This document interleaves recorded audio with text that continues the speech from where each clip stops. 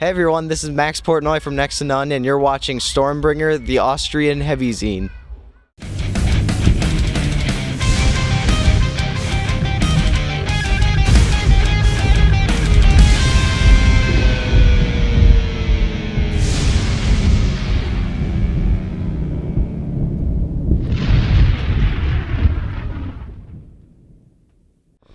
Max, at an age where other people just toy around with their Legos, you started to write progressive rock songs. Is that right? Yeah, I started really young, like even just playing drums, like around the age of like 5. I really started to take drums seriously and start playing, and then freaking bug just flew in my eye. That's all right. Anyway, and then around like the age of 10ish or 12, I started like writing, and that's when I met Thomas, the singer in the band, and me and him just kind of started writing stuff, and that's kind of when it all started.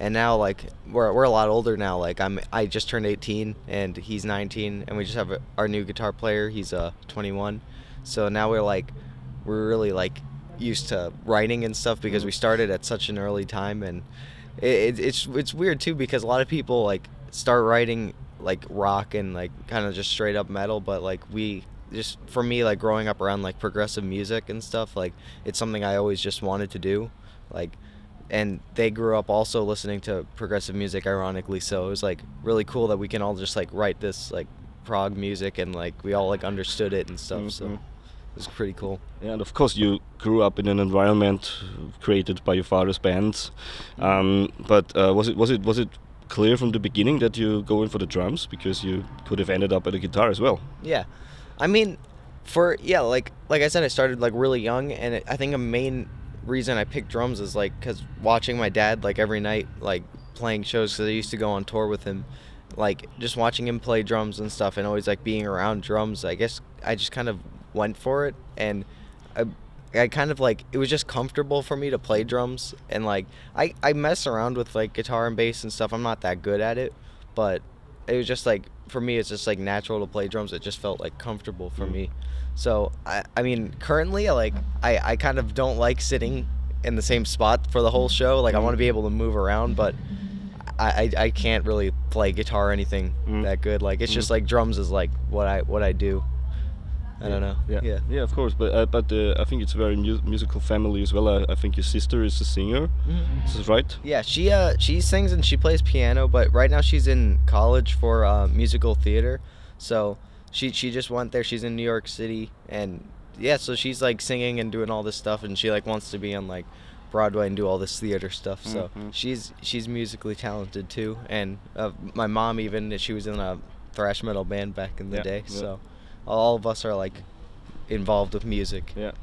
So you're destined to be in the metal scene anyway. I guess so. But on the other hand, you had a real insight into the whole business thing as well, touring with your dad's bands and everything, and now being on the road yourself. And I think you know better than other people your age how the business works. Is this right? I mean, yeah, like I'm not that great at the business side. I just kind of play drums and write music and stuff. But I do have a lot of insight from my parents, because they've been around the industry for like the longest time, and they know like a lot of things. So they like tell me a bunch of stuff, give me a bunch of advice, and they help out. But like, I mean, like I said, growing up on the tour bus and everything like really showed me what it's like to be in the music industry and in like a touring band. And it was something that I was interested in, and I thought it was like the coolest thing ever. So it's just kind of something I wanted to do, and thankfully I have 2 parents who are like really what's the word, like experienced with it. So they can like help me out and support, and they're super supportive about it all. And they show you all the people you can trust and not. Yeah. in the business. Yeah, I've met a lot of people too because of my dad, like, which is really cool. Like, and like a lot of people like wait like their whole life and to finally meet someone, and like I grew up like around like a bunch of other famous musicians and stuff, so I'm really grateful to be able to like go out and like my dad's friends with like everyone. I heard you saying in another interview that you're sleeping better at the tour bus than in your own bed at home. I like I said, like I grew up in like a bunk, like sleeping there, and like I don't know, it's just like more comfortable for me, especially when like the bus is moving and stuff. I don't know why, but it's like a cradle yeah, or something. It's great. I don't know. I love sleeping in bunks. I'd put one in my room, but it wouldn't really work. You with 18 smelly other people on the tour bus. Yeah. Yeah, I like it more though. Yeah. But you have been on tour with Haken once. How are you guys getting along? Oh, they're great. Yeah, they're lots of fun to hang out with. Like, we're always like joking around and stuff, and they're really great guys. They're like super nice, and they're like so much fun to hang out with. And the one tour we did with them in the U.S., which was a couple years ago now, it was great. But we were in a van, and we weren't like with them 100% of the time. Like, we saw them at the shows and stuff, but this time we're like all on the same bus together, so it's really great. Like, we can all like bond and stuff, and they're really great guys, and they're lots of fun to hang out with. Now, you are not allowed to drink alcohol back in the USA at your age. How is this over here in Europe? Is there an occasional beer once in a while?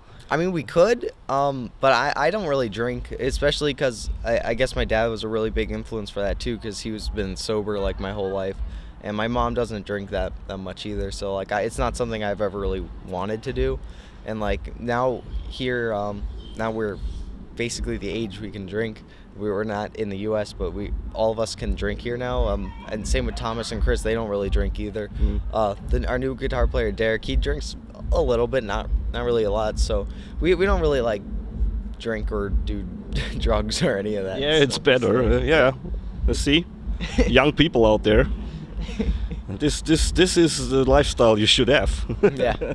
I don't know. It's just not something we've been into, and it could cause a lot of problems. I mean, obviously, there's nothing wrong with drinking on tour, and especially if it's like after the show, like feel free to do it. Like, a lot of people do it for fun and stuff, but I don't know. Personally, I just don't.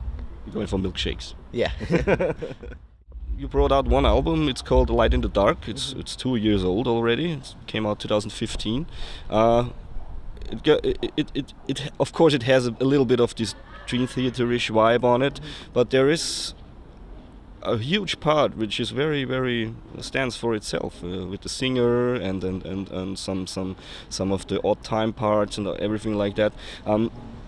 Which other bands did influence the album outside of the progressive circle? For that specific album, I mean, like, I wasn't like, I was obviously a big music fan and stuff, but like there's a big difference from like how I listen to music now than I did back then. Like, back then I just used to like listen to music just for like fun, but now I understand it more. Like, if you like, it helps like bring out different like emotions or whatever. Like now, like, listening to it, like, there's certain albums that like really like affect me or like remind me of things, but back then, like, I didn't really listen to things that like deeply, I guess you can say. So like, I listen to like a lot of Slipknot and stuff, and I still do. They're like my favorite band. But now, like, I'm definitely gotten into music more now.